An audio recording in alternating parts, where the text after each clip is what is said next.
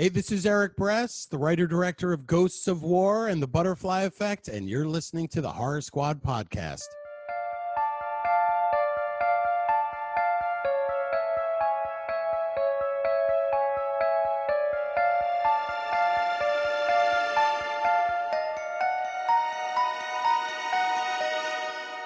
Hello, everyone, and welcome back to the Horror Squad podcast. This is episode number 321, where tonight we are going to be talking about Demon Knight from 1995. This was Steve's pick, I believe. I'm here, of course, with Steve and Todd, as always. Gentlemen, how was your week? It was good. Went to the zoo this weekend, saw some critters, but that was about it. Ooh, Yeah. right? What? Right? So some Right? critters. Yeah, as in critters, yeah. Yeah, they're walking around. There's just some male models with nice long hair looking for them. It was kind of weird, but it was still cool. Nice. Yeah, nothing new on my end. I'm still working with my move and everything, so it's the same old shit every week, just getting to that Mm-hmm. end goal, you know. What about you? You actually had an exciting weekend. You went to Monster Mania, right? I did. Yes, very exciting weekend. Yeah, I went to Monster Mania, Cherry Hill, New Jersey. Always a fantastic time. Definitely one of my horror conventions every year.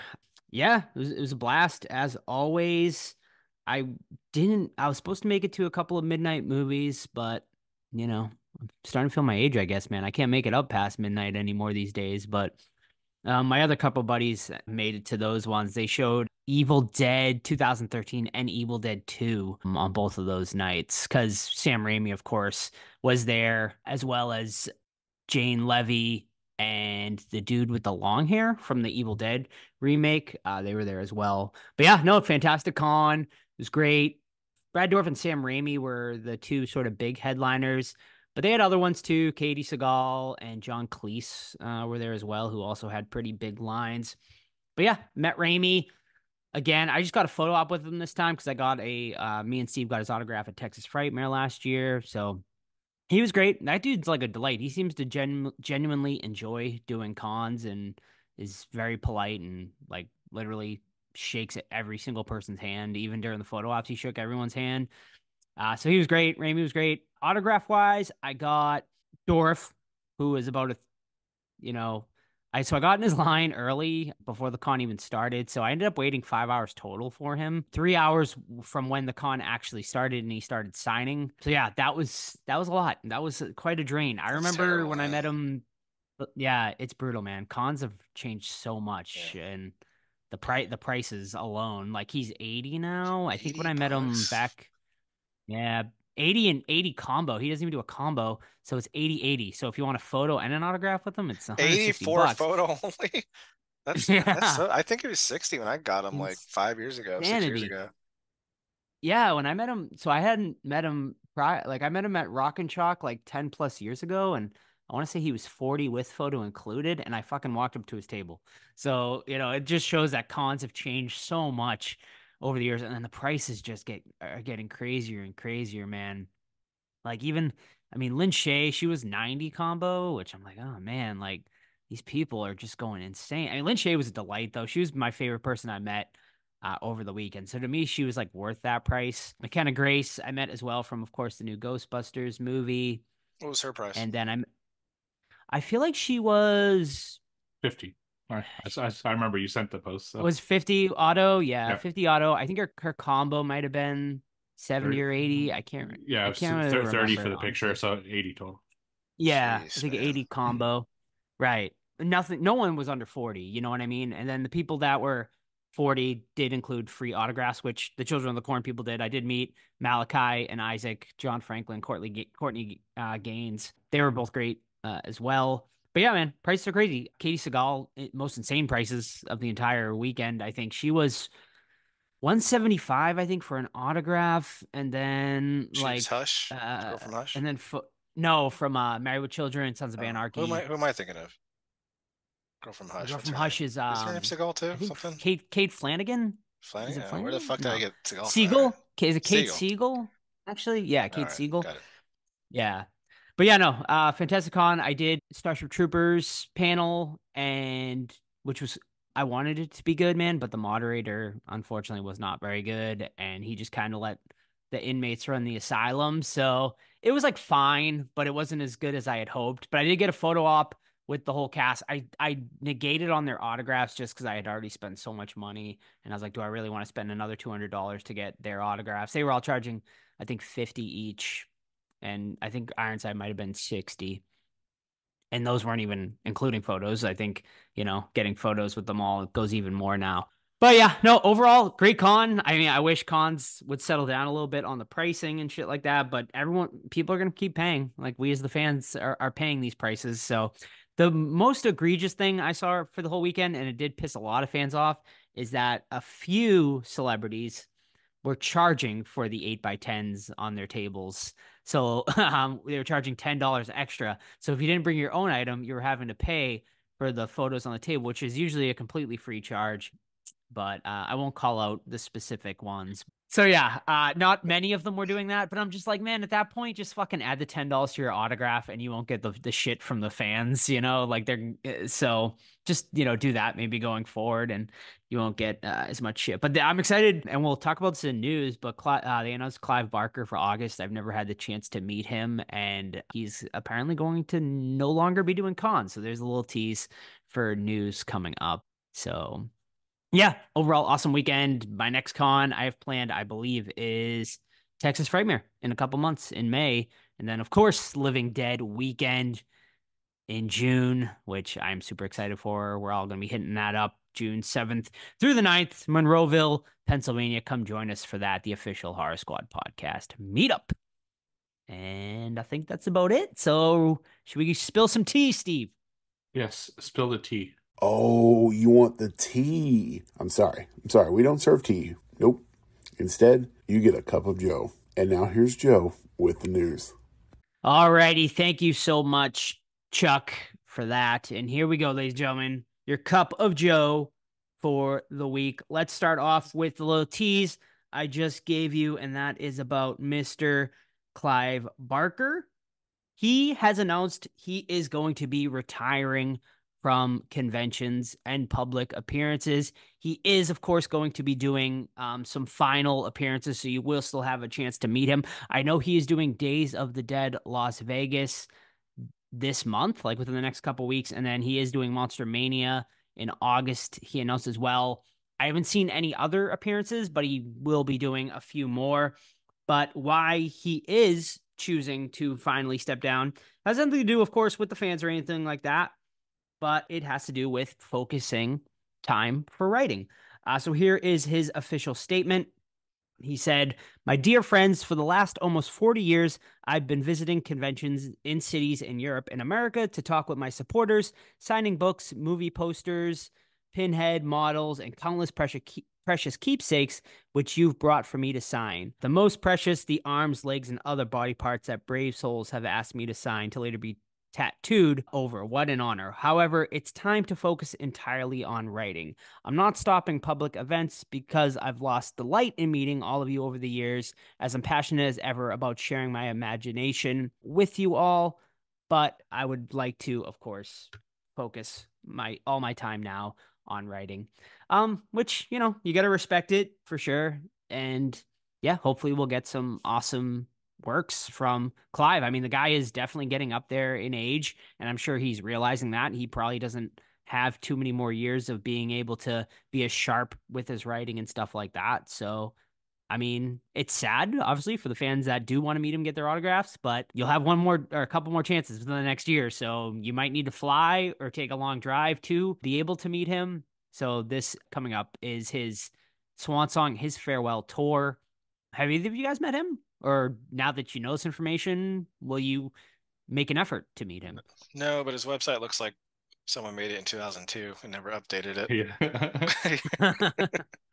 Yeah, I don't think I would personally meet him. But what are you going to get him on when you meet him? My poster, like my Poster? poster project Nice. I've been doing, yeah, which I added Dorif to and Lynn Shay this weekend. So, and I'll allow him to that. And I might get him on something just like solo as well. We'll see. Especially now that I know he's, his autograph's gonna be a little more coveted now. But he's been signing for years and years, so I don't know how coveted it will be. But yeah, so there you go, folks. You big Clive Barker fans out there, make sure and go and grab him within the next year at a con.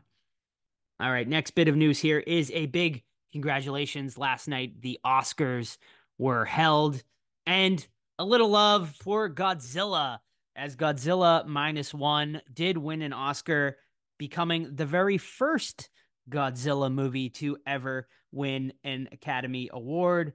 It won last night for Best Visual Effects. Well deserved. Fantastic movie. And it was really cool to see the people on the team all had mini Godzillas that they brought up on stage with them when they won the award. So that was really cool to see. So congratulations to that whole team there. I know, Todd, you're still waiting to see it, right? You got to jump on it. Yeah, wait for it to pop on streaming. All right. It's got to be hitting soon, right? If it hasn't already. It hasn't. It's like No, there's no Blu-ray release, there's no streaming release, there's nothing right now. You cannot watch this movie. So hopefully they make an announcement soon, because right now is like the time, right? Everyone's talking about it. This is the time to release this stuff, and I can't wait to see it again. I'm gonna buy it 4K. It was, of course, my top movie of the last year, and yeah, they highly deserved. Amazing movie. Cool. All right. A little bit of update on the Halloween franchise. Of course, as we know, a TV series is going to be coming very soon. Well, what is this TV series going to be about? Well, we got a little bit of information by one of the series creators. Miramax, of course, did get the rights. They are going to be taking over the Halloween franchise. So what can we expect from this Halloween TV series? Well, apparently, this is going to be back to the beginning, ladies and gentlemen. So here is the exact quote. The foundation of it will be the original film, the John Carpenter movie, of course, the characters of that film, and perhaps a group of characters that we haven't really focused on that much in recent film versions, or even in a number of them. He said it's a complete creative reset and going back to the original film as opposed to spinning out of any of the more recent film adaptations. He said, currently we're on a fast track. It's a big priority for us. We've had lots of exciting conversations in recent months with a number of really talented people, and I think we'll have a pretty good idea of what we're going to be doing very soon. So, seems to make the most sense, right? Just do a complete and total reset, go back. Let's base this off the original film and go from there. It sounds like we're gonna maybe focus on Laurie and Annie and PJ's character there. I'm drawing a blank right now. But Linda, yeah. So it seems like we're gonna focus maybe on the three of them. What do you guys think? Right choice? I don't know. I mean, I don't have I don't really have an opinion either way. It's like, I don't know. Let's just have a new slasher, dude. Like, it's not hard. Let's just make a new slasher. I don't know. I don't get it. Would you say you're just getting tired, like, of the Halloween franchise in Well, general? no, Like, do you I'm think we not should take tired a of it. break?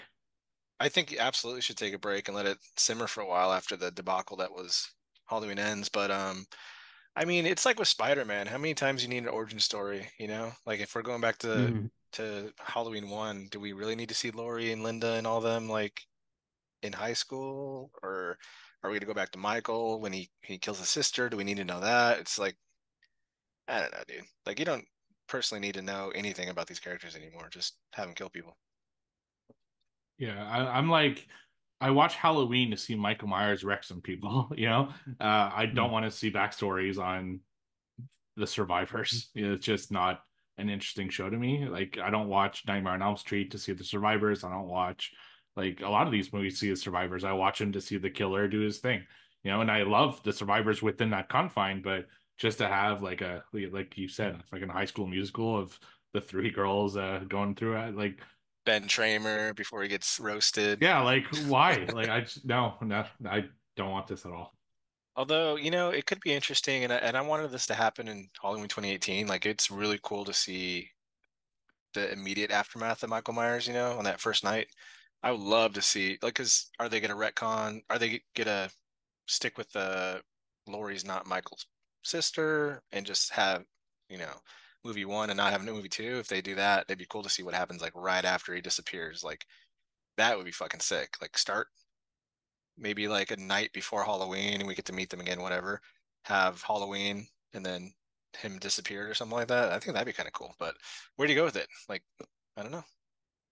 Well, we'll keep you guys up to date for sure on that one. Moving on from one franchise to another, and that is an update on the Exorcist franchise. Of course, another debacle. The Exorcist Believer was essentially an absolute flop of a movie, both financially and critically. And as we know, David Gordon Green, of course, was stepped away, was fired. Who really knows the actual story behind that? But he no longer, of course, will be uh, doing that movie. So now where do we go from here? Well, Jason Blum recently was interviewed on the red carpet of his movie Imaginary, or the one he produced recently. And he said, we are definitely going to make another Exorcist movie, but I wanted more time to figure out what it would be. I have no idea what it is going to be yet.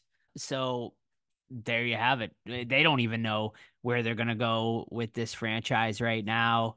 Yeah, I mean it's just a mess. I mean, Blumhouse spent $400 million on this franchise, to take it over, completely dropped the ball on this first movie, and now it's just kind of going to sit in limbo for a while. But I think this is a good example that, you can't just continuously put out shitty horror movies and expect the fans to not rebel against it. And it actually worked, I would say, this time. So we'll see. I'm sad about it because like I love the Exorcist franchise, but it's like it's tough, man. There's so many possession exorcism movies out there. It's like, how do you make something original, especially with like this sort of franchise that has been mimicked and copied so many times? But I think there is some originality, some original ideas out there. You just have to kind of think outside the box. I mean, look at this one coming out soon, obviously not related with the Exorcist franchise, but this Late Night with the Devil type movie, which is getting a lot of buzz. But a cool idea, maybe not the most original idea, but it looks like something they're kind of thinking out of the box with. So we'll see. We'll see what happens with the Exorcist franchise, and we'll keep you guys up to date. No, Any that's thoughts or just move that's on? exciting. I think it's good news. I know you'd rather have a new one, but this confirms that his trilogy is completely 100% dead, and he won't have Hmm. any say in part two or three, and there's no story linking in and blah blah blah. I hope they just can it, man, and we just forget about this film and then move forward. Even if you bring back Reagan or whoever you want to do, like just start fresh, whatever it is, start fresh. Hmm. And we've seen that they can Definitely. do something cool because the TV show is great. I really liked, the first season of the TV, well, and the second season of the TV show, and it was within the Exorcist world, but it was its own story. It built its own characters and it had its own drama and everything like that, but it was within that world. So I think they could do something cool. But man, keep fucking David Gordon Green away from it. It's just bring in a young new director that maybe done one or two things that are really good and just give him the reins, and I think someone could make something cool out of it. Hmm. Definitely. A quick update here on Maxine. We have an official release date for Ty West's last film in the trilogy, question mark, because there has been some talk about a potential fourth movie coming out of this franchise as well. We shall see. But Maxine will be hitting theaters on July 5th of this year. So July 4th weekend, be ready, folks, for Maxine. Just a couple more stories to get through here. Final Destination.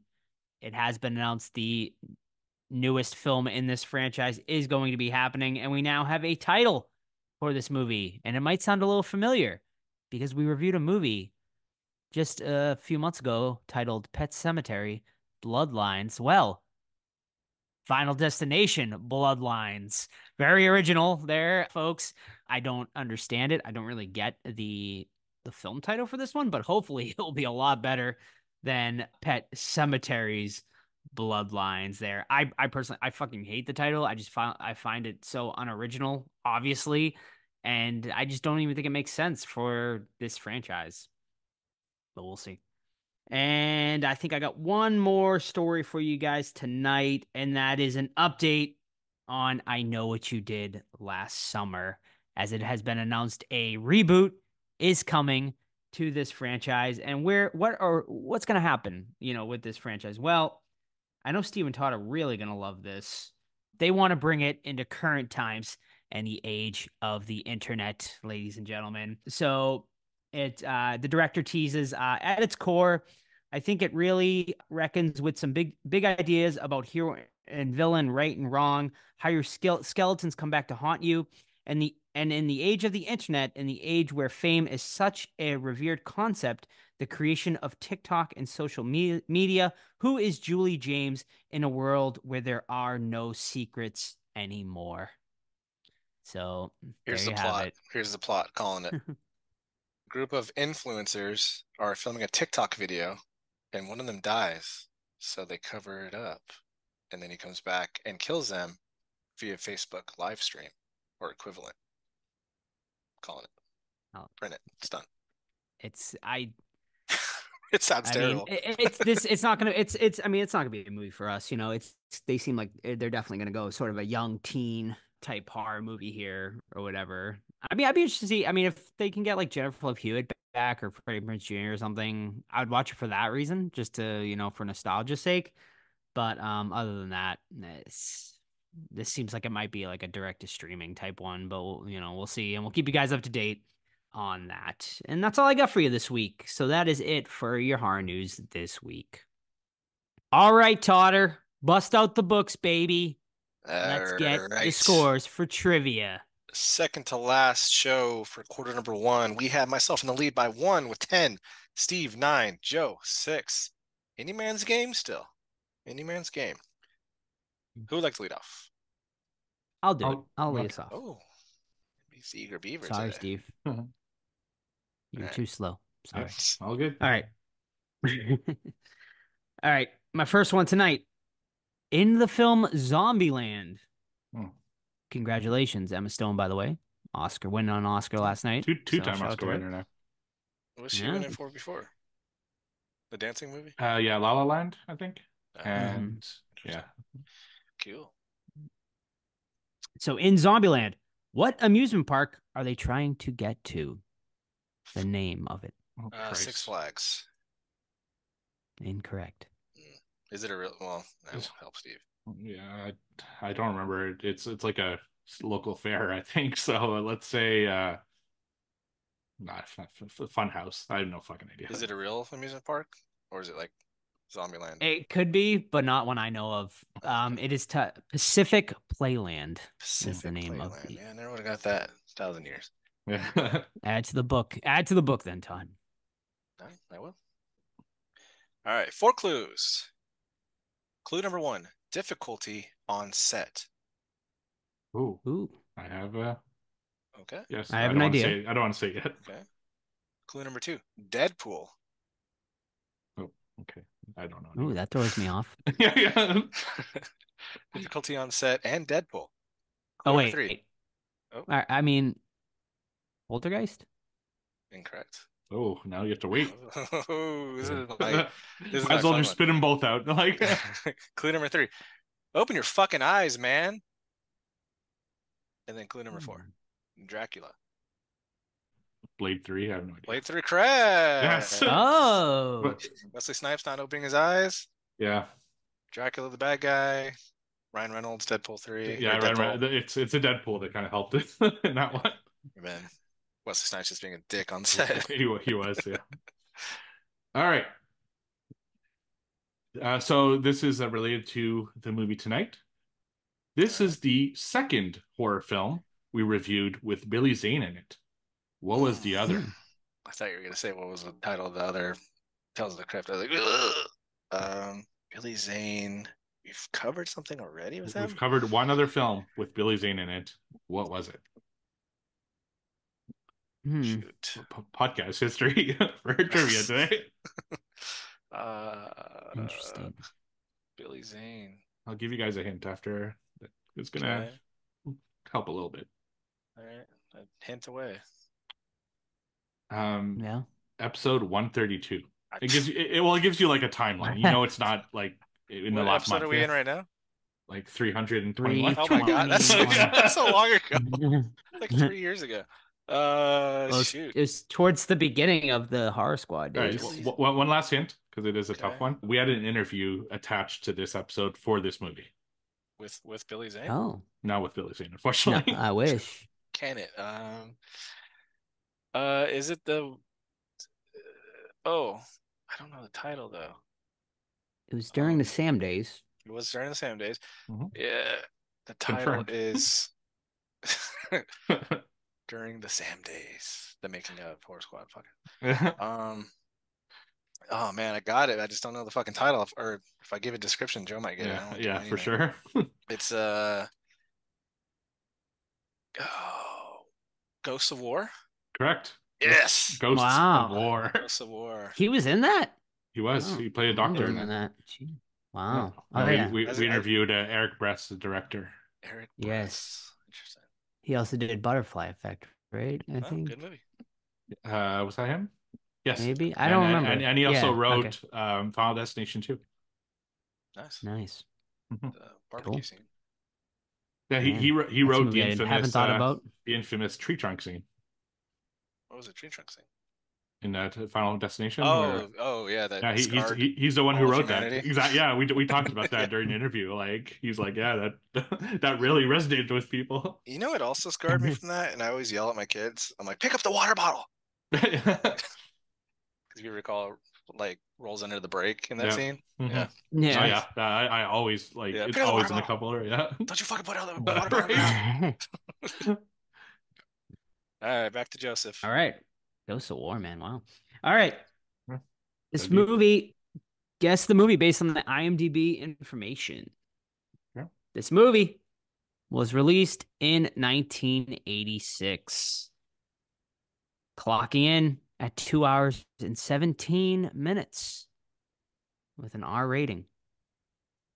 Genres: thriller, sci-fi, adventure, action. It's a lot of genres. Jeez, as long as Currently fuck, too. sitting at an 8.4 Ooh, out of 10 Jeez, on IMDb, it's a banger. and also an 84 Metascore. Cast: Paul Reiser, Aliens. William Hope. We both Oh, said you it both same said it time. pretty quick. Yeah, you both said it that fast. sounded very like same time to me. Well, I'll but put it for both of us until the Yeah, tapes. you have to go to the tapes on that one. I have a feeling it Paul might be Reiser. yeah, Paul Reiser. Yeah, that was a giveaway. Yeah, fucking Burke. Yeah. Burke, you son of a bitch. Good fucking movie, dude. All right. What do the killers in the movie You're Next wear as masks? Bunny rabbit. Like, Yeah, close Mask? enough. Animals. yeah, I don't know if it's bunny They're rabbits or animal not. masks. yeah, they're Yeah. animal. Yeah. Tied it up, Steve. You tied it back All right. up. Son of a bitch. Guess the movie by the cast on IMDb, and I'm going to Oh. go in like reverse order. You know, the lesser known one. Okay. First one just made me laugh. I'm like, why is this in the cast list? But Adolf Hitler. Is the yeah, it's like why? Anyway, Are these characters? I got another no, context for that. no. when we're This done. is like Like- people who appear in this movie, like the cast. Wow. All right. Adolf in Hitler. person? Okay. It was The 44 like, film? like or footage from Okay. Footage. Yeah. of Wasn't Hitler. a German Okay. film from the 40s. Got it. Edward Chiodo. What the fuck is that? Chiodo. Come on. Chiodo Okay. Brothers? That's one of them. Yeah. Okay. Emmett Walsh. Billy Zane. Billy Zane. Oh. And then more of the it's not this isn't the lead, but this is a giveaway. You ready? Mm-hmm. Yes. Lynn Shay. Billy Zane and Lynn Shay. And Hitler. Yeah. Critters? Correct. Critters. Where the fuck was Hitler in that? It was like there's footage. I guess they're watching World War II footage or some shit. Why would you credit him though? I know. I saw it. I'm like, what the fuck is this? So You I don't had to, credit, I had like- to include it. Yeah. Abraham Lincoln should be credited in like Halloween 6 or whatever he's in the background. I know. It's It's insane. when I saw the credit, I'm like, that's so fucking weird. Does Adolf have a IMDb? That's funny, dude. Oh, he credit might. list? He has to because That's if he's in the insane. movie, He's in a lot of like documentaries, like Yeah. stock footage. So. That's nuts. Yep. Yeah. All right, Joe. Back to me. Yep. Yeet. All right. 3 letterbox reviews. Guess the movie. All right. The blood and gore bits were solid, and although I didn't care for the characters, they were still well acted. The movie is way too long and adds an unnecessary amount of screen time by messing around with let's research this thing to death. Oh, Plot That's points and mine. That's not my review. allowing it is is it Urban Legend? incorrect. Oh, excellent. And not let me finish this one and not allowing the horror to fully get going at times by breaking off into more talking. All right. Okay, that was mine. The next review is this is the best one since the first two. The body horror in general was really good. The story, however, was both basic and overly complex at the same time. Oh, The I pace of know. the Oh, no, film wait. was uneven as well, with big highs and boring lows. I wasn't a big fan of any of the hero characters either, so I didn't care about their fates, which is a bit of an issue for a film like this. Overall, though, I enjoyed it, and I hope we see more. Yeah, that's definitely me. That was Steve's Yeah. review. I got it, I think. But I'm gonna let you do your review, Joe. Okay. All right. All right. So I'm skipping over some of my stuff because it would give it away. Yeah. There is some great imagery throughout this film. However, the movie does drag at times, and the story is just okay. Hellraiser. Correct. Yes. Yeah. But Give me which that. one? The newest one. But which one? 23 or 2 or whatever. Correct. Back in the lead, baby. All right. Let's see. For how long now? All right. Okay. 4 clues. Clue number 1, dogs. Hmm. Clue number 2, suicide by train. Clue number 3, revenge in a bathroom stall. And the final clue, seduction by hot ladies. Hmm. Okay, so The we have train dog. one is Yeah. helping me out here. We have dog or dogs, whatever. Maybe not physically dogs, though. Maybe a reference to dogs. Suicide by train, revenge in a bathroom stall, and seduction by hot ladies. Oh, is it this? Demon Knight? It is not. I Is have it no idea. Bordello of Blood? It is not. Final guess or skip? From Dusk Till Dawn. Incorrect. Steve. I don't know. Correct answer is Hostel. You got the dog tattoo. You got the girl, Asian yes, girl, the dog tattoo. killing herself by train. He kills the That's doctor in the right. That's right. bathroom. Yeah. And then the hot chicks. It's a good one. The girl with the eye that's hanging out, right? Yeah. Yes. Gruesome. Yes. All right. Final question for tonight. Okay. In 1995, the Crypt Keeper appeared in another movie that isn't part of the Tales from the Crypt series. What is it? 1995. So same year as Demon Knight, he appeared in another movie that wasn't part of the Tales from the Crypt series. Oh, I know this. You can answer. Casper. Correct. Very nice. He appears in the mirror. Yeah. Yes, he's in the mirror. He screams. Yep. It's the dad there. Yeah. Yeah. The ghosts are like fucking with them. Yeah. Big year for the Crypt Keeper, apparently. Yeah. Yes. It's a shame Also, they never Dan rebooted this Aykroyd was at in Yep. Casper as well as a Ghostbuster. Yeah. Good call. Correct. Somebody else. Somebody else. with the mustache. He didn't even bother to shave the mustache for the role. All right, is that it? Yep. All That's right. Questionable with a 3 and a 3 for Steve and I. We'll go to the books for that one. And Joe, too, which as it stands now, puts me in the lead with 13, Steve 12, Joe at 8. Alrighty. Thank you, Todd. So let's get into it, folks. Our main event of the night, Tales from the Crypt presents Demon Knight from 1995. High-level demons collect low-level demons as warriors in attempt to obtain a key containing the blood of Christ. The key is guarded by immortal warriors called Demon Knights. Not the best plot synopsis, IMDb. So, Todd, let's get into it a little deeper here. Let's hear it. Sure. So we start off, we're watching like a slasher movie being made, and I'm really into it. And then we cut to the Crypt Keeper, and he's like the director of the film, and Crypt Keeper went Hollywood. right? And then he cuts in, he leads us into a traditional episode. He starts talking about what's going on. And we cut to William Sadler running on the highway from a Billy Zane character. And Billy Zane, out of fucking nowhere, like a madman, crashes his car into him, creates a big ass fireball, yada, yada, yada. William Sadler eventually makes his way to a closed down church, right? And now it's like a motel. And we meet a cast of characters. We got CGH Pounder, which I love from the show The Shield. She's like the den mother. She runs it. We have Jada Pinkett Smith, at that time Jada Pinkett, who's like the hard-nosed, tough chick, and she's working there. And she did some time in prison, but she's a good girl. You got the friendly prostitute. You got the USPS mail delivery guy that clearly has the hots for the girl, but he's a fucking nerd, so he's never gonna get anything. You got Sandman from Spider-Man 3. He comes there at some point and he bangs the hooker, much to the chagrin of the USPS guy. And then William Sadler comes in there and gets a room and everything. And then Billy Zane shows up. And he's like fucking causing havoc, right? Cops show up to arrest William Sadler because Billy Zane at this point has linked up with the police for some fucking reason. The police are like, yeah, come in our investigation. No big deal. Get in the back seat. We'll take you. And then Billy Zane, like wants the fucking key or whatever to unlock this whole fucking mystery. But Billy Zane gets mad and he punches a hole through the cop's fucking head. But just in time, William Sadler pulls out the blood of Christ, puts like a portal around the motel, and it seals out these demons that arise from the earth or whatever to try to do Billy Zane's bidding. Cool creature effects, man. I remember watching like sneaking peeks of this one on HBO way back when, and being like really into it. The demons are cool. Crypt Keeper's awesome, of course. It's cheesy, but in a good way. And I absolutely love the practical effects. I think they hold up very nicely.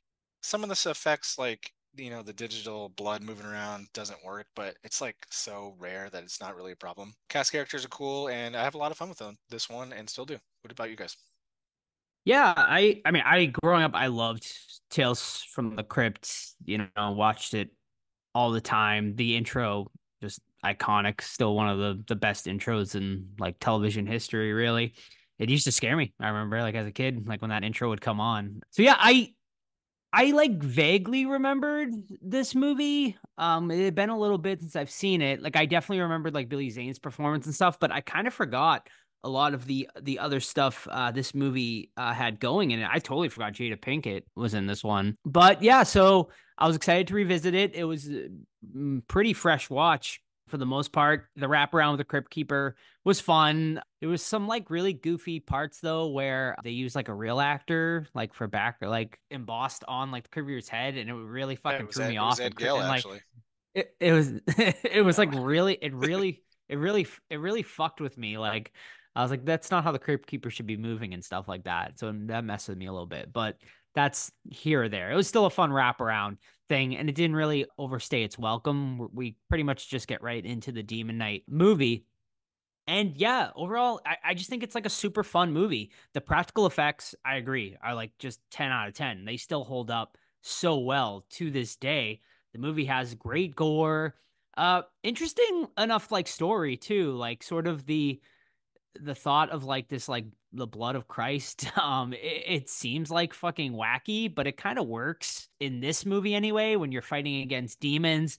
Billy Zane just gives such an amazing performance here. He's like so goofy, but like it just works well with his character, and I love how he messes with all of the and there's some like amazing character actors in this as well, obviously, like Charles Fleischer being in here, which I really enjoyed him from Nightmare on Elm Street, and Who Framed Roger Rabbit as well, but also William Sadler, of course. Jada Pinkett is in here. Dick Miller, who gives like a great performance as well. Yeah, I mean, great makeup, great practical effects, and just overall, yeah, a super fun movie. So I have major nostalgia for this movie, which is why I picked it. On a channel we had in Canada called YTV, which was the Canadian equivalent to Nickelodeon, on October 30th of every year, they did something called Dark Night, which they played Are You Afraid of the Dark and Goosebumps and stuff like that. And I remember recording 2 episodes of Are You Afraid of the Dark, 2 episodes of Goosebumps, and then I recorded Demon Knight after that. And I used to love that VHS tape like so much because it's just something I watch a lot. They were like all great things. And I watched this movie a lot growing up. And I had such a big crush on Jada Pinkett. Like I thought she was like the hottest. And yeah, this movie's awesome. Like it's just a lot of fun. It doesn't take itself too seriously, but it takes itself seriously enough where there's like still terrifying moments, especially like 94. I would have been, 12, so I wasn't like super scared, but it was like, wow, this is scarier than it should be, for a movie like this, for a Tales from the Crypt. And just also like nudity and stuff like that. So I'll never forget like Dick Miller's scene, of course, where he tries to get seduced by Billy Zane's character to give him the key, and he brings him into like this fucking bar with basically a harem with all these like naked topless women and alcohol and stuff like that. And but I hadn't seen it in a long time, which is why I wanted to revisit it and review it on the show. I remembered some of the practical effects and some of the creatures, but some other ones I didn't remember at all, and they were so fucking awesome. And I'm sure we'll talk about some of them, but like particularly like the kid, holy shit, he had such a really cool, crazy look to him. And also like the devil that kind of shows up at Jesus' crucifixion. I liked his look, and I don't know, this movie just hits really hard, and it's never boring. Like it moved super fast. Dialogue was witty. CCH was fucking hilarious, man. Almost every line she delivered was like a badass one-liner, and I really love that. And something that you're talking about my review of Hellraiser that movies today can learn from a movie like this is within 20, 25 minutes of this movie, I knew what the deal was of every character in this movie. Like I cared about each character because they each felt like a developed character, even though they only had a couple lines and a couple moments. Like they all had something that I was invested in, and that made me invest into the whole movie. And I wish movies today kind of did that. So yeah, I really like this movie. It's a lot of fun. You still have that tape, Steve? No, it broke. Uh, And back then I didn't have the knowledge that I could just fucking fix it. It was like, oh, it's broken. I have to throw it out kind of thing. I wish I did. Just for the commercials because it would have been around Halloween and oh yeah. yeah, it's too bad. Yeah, it's a great point, Steve, about sort of all the characters. You really do, yeah. Like you connect with them pretty quickly. They do a really good job of developing them all pretty fast. I will say it was really refreshing to see William Sadler in a lead role. Like, he's kind of known as sort of being the side character in movies, but I thought did a really good job, and he played like a very different type of character, I feel like, than what he usually plays sort of the asshole bad guy sort Like of. the mist. But yeah, well, the mist, not so much the mist, I guess. He's kind of like, I don't know. He just always comes off as like sort of like rough around the edges, Yeah, I yeah, guess for is sure. maybe the right way to put it. But here, like, it was just refreshing to see him in the lead role as sort of the hero of it all. Although he doesn't really like, by the end of it, he's passing on this thing, which we can get into sort of the whole mythology behind this blood key. But yeah, I really dug seeing Sadler in a lead role. I kind of wish throughout his career, is this like really the only lead sort of role he was ever given, I think? My knowledge, yeah. Yeah. Unfortunately, yeah. Yeah, movie fucking rocks, dude. Like right when Billy Zane's like, fuck it, and he punches through the cop's head. It's like, holy shit, like what am I getting into? And that whole scene is just badass. What's that actor's name that plays fucking Sandman in Spider-Man 3? It's Thomas Hayden Church. Tom St. Church. Dude, he's legit, man. Like whatever movie I see him in, he's like so awesome. And he goes and hits the prostitute. And the postman's just like crying kind of down in the lobby while she's getting railed. I think that's just such a funny scene. But yeah, I agree. CH Pounder, man. Like if you guys ever seen The Shield, she plays a really cool detective. And yeah, dude, her scene where she gets her arm ripped off is like, God, so effective. And she has a great line where the sex worker's on the table and she's like, God damn it, get that pussy off the table. And she looks at her, it's like, oh, I meant the cat. Yeah. Just things like that. And also a great scene of Thomas Hayden Church is my nipples are smoking because yeah, at one point he's getting like car battery his nipples. Yeah, It's like some weird sex a thing. sex electricity and shit. Yeah, it's a weird moment up there. I love the perverted cop who's like admiring it basically. Yeah. Yeah. You know what's cool too? It's like it's kind of a clever film too. Like it doesn't need to be, but it is. Like they talk about the USPS guy getting fired from his job for losing mail, and then that mail turns up later. I'm like, they didn't need to put that in there. Like they could have just shown him being incompetent, but no, they had to have his little end of his arc. No one's safe in this movie either. Like you would think the kid would be, but hell no. Like everyone's getting it. Everyone does. Like pretty much just one character really survives this movie, so it's pretty crazy. I put a question mark here. Billy Zane's dick flame. I love, yeah, that was kind of hilarious. He's just full of powers. Yeah. Yeah. It's hard to review, man, because it's like it's just a straight monster film at the end of the day with really cool Right. demon creatures that slink around and chop stuff off. And what about the underground portion? How do you guys feel about like there just being a random underground network in this old church motel thing? It kind of makes sense to me.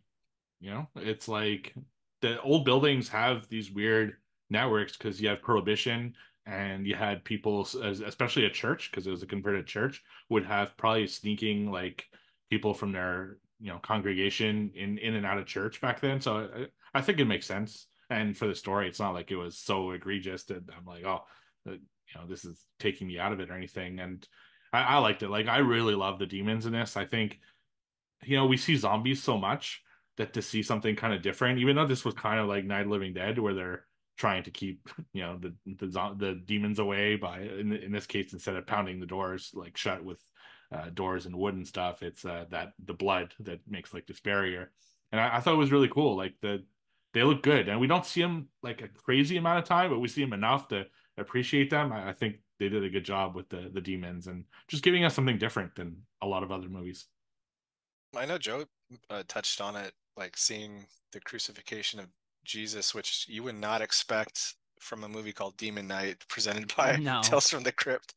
But I also agree, it does work. Like it's corny, like on paper, like come on, really? But like they play it with like a serious face, and it's really cool. And it's like I enjoy seeing William Sadler, it getting passed to him, and then he's in World War One, I think, right? And he gets the power or whatever from a dying soldier, and then we get his backstory, and then now we know what he needs to do, and eventually he gives it to Jada Pinkett there to be like the new Demon Knight or whatever.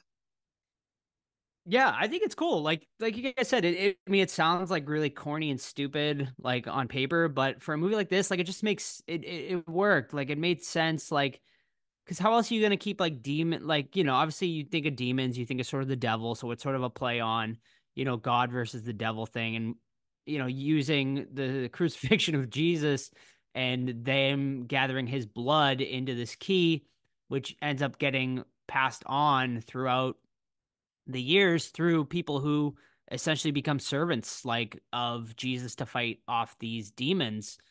It's yeah, I mean it makes sense like you've heard stories like this, I feel like in religious stories and stuff like that, or like other sort of movies like this, not like horror movies, but I mean I've always heard of stories of, people fighting off demons and whatnot throughout history. So yeah, I mean it made sense, and I like that William Sadler is like 200 plus years old in this one and has eternal like sort of this eternal life until the blood sort of runs out. Yeah, and it makes sense, right? And then he knows he is dying. At the end, the demons are sort of defeated him, and then for him to pass his blood on and do this sort of new ritual, yeah, it made sense, and it was cool to pass on to someone like Jada who had the right characteristics, right? Like to pass on, because you can't just pass it on to anyone. It has to be someone that has a good heart, that's someone that isn't going to be sort of persuaded by the devil and by his evil sort of deeds. So yeah, it made sense and it was cool.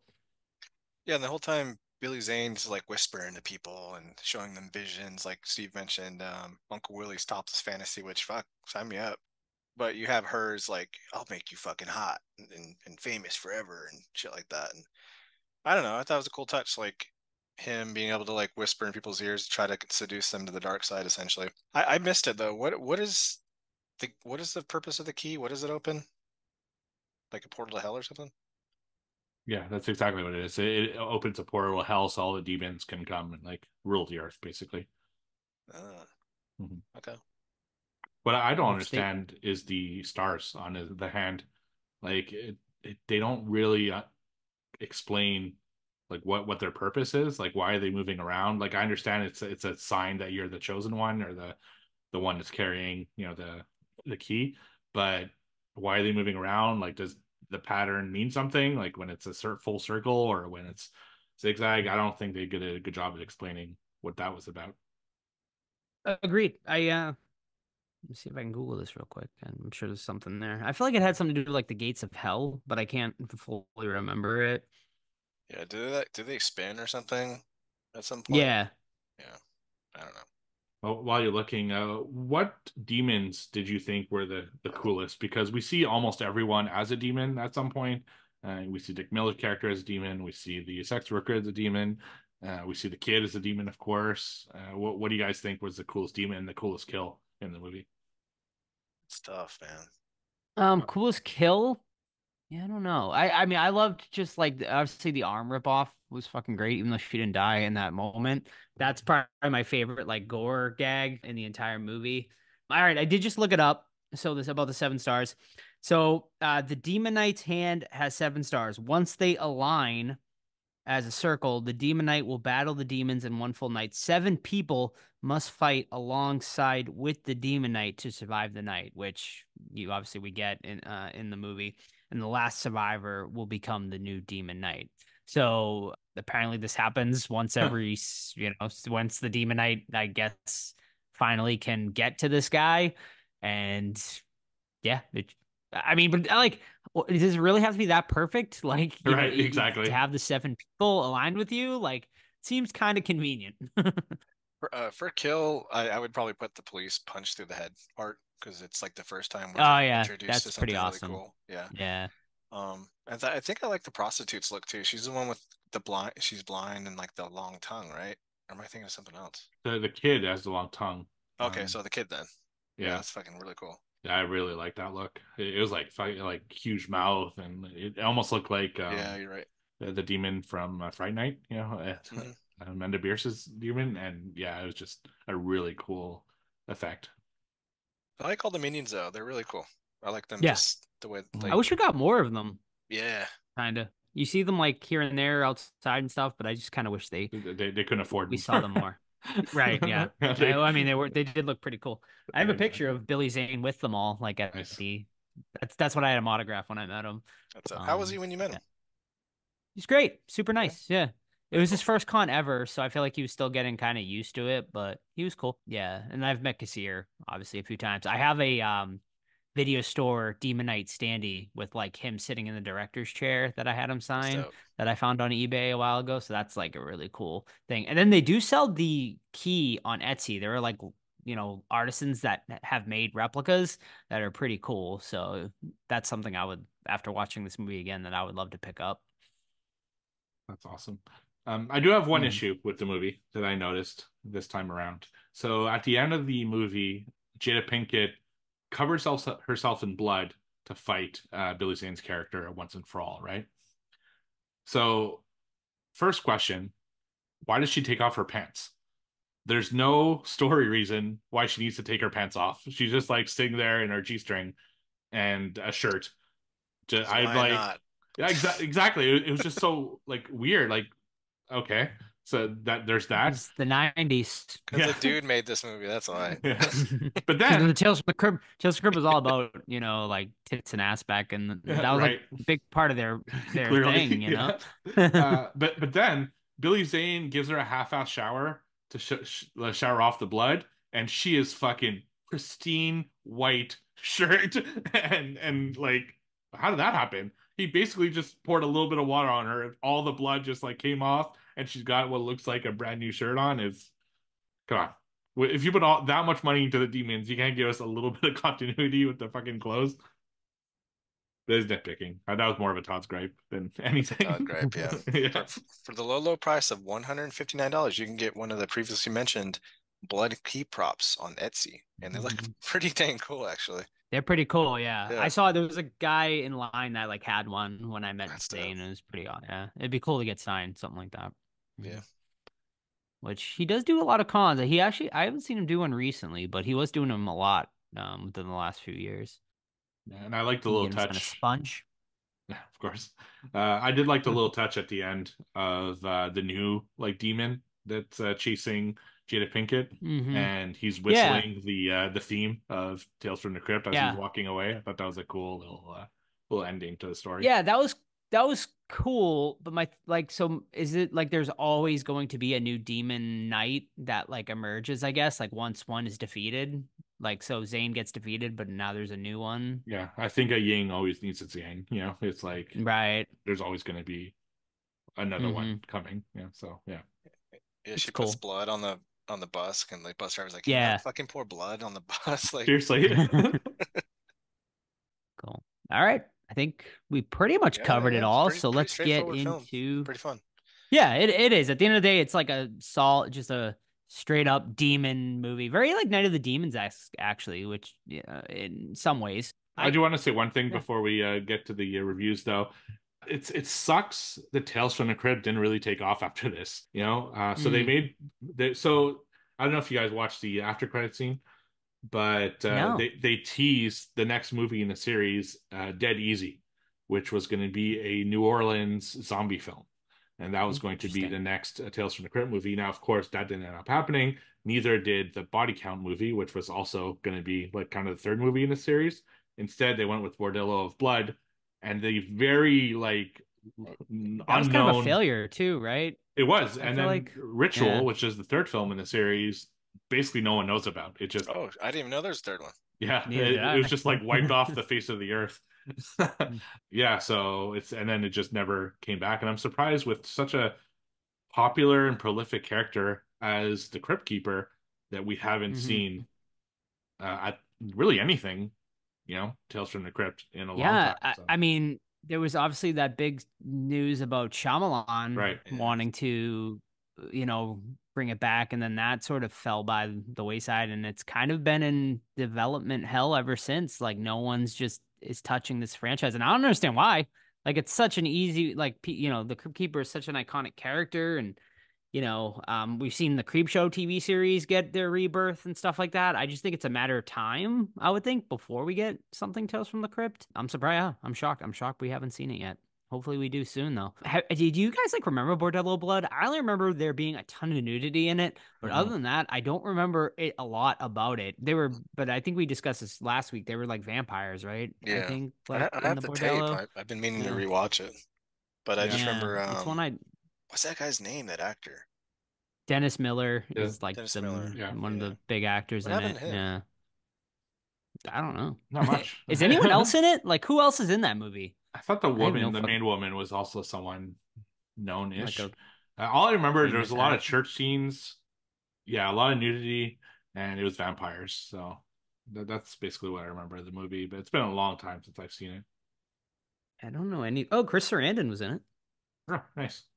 There you go. apparently, and Phil Fondacaro Oh, okay. Well, from Troll. yeah. And who else we got here? I don't know these other Corey people. Feldman. Erica. Oh yeah, he was in that. I Oh, forgot here you go. he William Sadler.